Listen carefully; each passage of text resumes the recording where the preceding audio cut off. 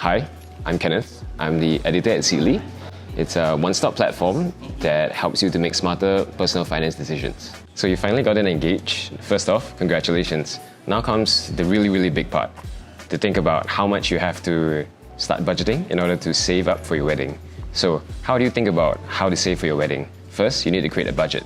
And in order to create a budget, you would kind of need to know how much the various items that your wedding is going to have and how much it's going to cost. So it'll be stuff like the RM certification, the location that you want your banquet to be held at, your wedding bands, gifts and dowry, the wedding gowns that you're going to be wearing, as well as suits for the men, makeup and hair. There's pre-wed photos, as well as the actual day photos. And for some of you, you might actually want an actual day video as well. Other stuff include the flowers, your bridal car, and invites, and other miscellaneous stuff like ang paos that you have to give to like your brothers and sisters on the day of your wedding when they help out as well. So how much does all of this cost? Well, it really depends on how much you want to spend and your individual tastes, but we did a little calculation and we found out that the average wedding, if you're going to go with like really low budget and just like basic stuff, it's going to cost you somewhere around $23,000 to about $27,000. And assuming you're planning to get married in 1 year, and that's $2,300 as a couple. $2,300 a month may seem like a very huge sum for some of you, so it's always recommended to start planning and saving for your wedding as soon as you can. So if you have a timeline of 1 year, that's $2,300 that you need every month. If you have 2 years, that brings it down to about $1,150 every month. 3 years, that's around $760. And if you have 5 years, that's only about $460 that you have to put aside every month towards your wedding. And that's actually a lot more manageable than the initial $2,300 that we're talking about.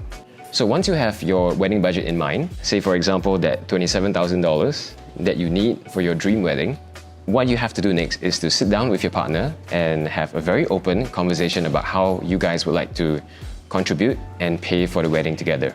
In an ideal situation, both of you would be paying 50-50. In some situations, some of you might be earning a little bit more than your partner. So if it is possible, talk about it and think about maybe someone paying 60-40, or some of you might even want to pay 70-30. But this really depends on how you guys would like to save up for your wedding together. There's no real hard and fast rule in this case. Once you have decided on how much you guys would like to put aside every month, you can always set up a separate savings account.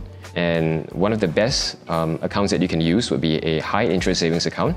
Many of the banks in Singapore currently offer this.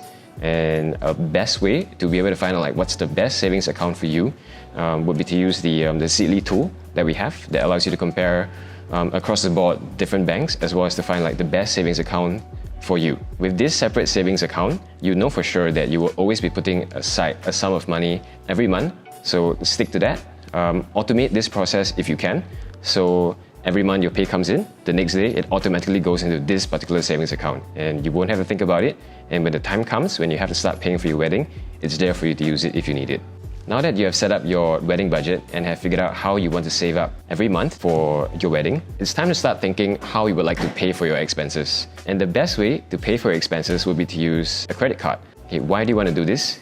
Paying with a credit card ensures that you can maximize the amount of money that you are spending. And what I mean by this is that for every dollar that you spend, you can earn miles, rewards, or even cashback, depending on the credit card that you use, of course. A good example of this would be paying for your wedding banquet that you have in a hotel.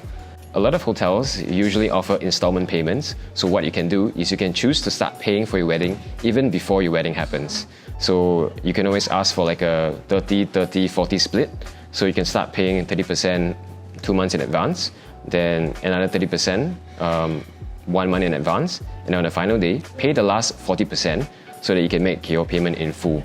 An important thing to note when you're making payments with a credit card is that you always have to make your payments in full.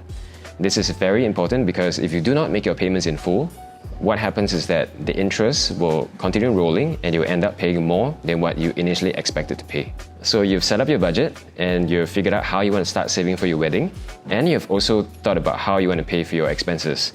So the next thing that you need to do would be to keep track of your spending. While planning for your wedding, you might attend other weddings, and come across things that you like. For example, a live band, a singer, or even a dessert table at the reception. While all these are nice to have, it's always important to remember that you have a budget and you need to stick to it. If you really want any of these, then you have to relook at your budget and reconsider stuff that you don't need in order to replace them with the new stuff that you want. Most importantly, stick to what you care about and truly want for your wedding. And don't ever feel that you need to have something just because someone else has it at their wedding as well. While saving for your wedding, it's important to remember that the wedding is just one small event in your lives together as a couple. It's also important for you and your partner to start thinking about your lives together. Even before you and your partner have started saving for your wedding, it's important that both of you have already started saving for a rainy day.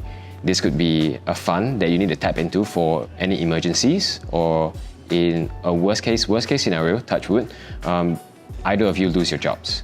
Next, you should also have adequate protection, and what this means is insurance. Some examples of insurance that you might want to consider would be hospitalization and surgery, as well as life insurance. These would make sure that you and your dependents are properly taken care of in times of need. Besides sticking to your wedding budget to make sure that you do not get into debt, it is also important for you to take care of any outstanding debt that you have right now. For most of you, especially fresh grads, that would mean a student loan that you have taken with the bank. So make sure that you take care of any outstanding loans and debts first before embarking on the next journey together. Besides saving for the wedding together, you guys will also need to start thinking about the big picture. And this means saving up for a home, and if you're planning to start a family, potentially having kids as well. So while saving for your wedding, it's important for you to remember that you need to also put aside money for the down payment of your home, as well as your home renovations. So besides saving for your wedding, your home, and your family, you should also start putting money towards investing together. This will ensure that you can retire comfortably in your golden years. Whether you're budgeting and saving up for a wedding, a car, or a home together, I think one of the biggest things that most couples forget is that they also have to start saving for their future and their retirement. So when you're in your 20s, it might seem like it's very far away, but when you start in your 20s, you have a much longer runway, and that means that you can afford to make more mistakes if they do happen, and they might for some of us, because investing is not a very straightforward thing and it's not taught in school, so you might make mistakes along the way.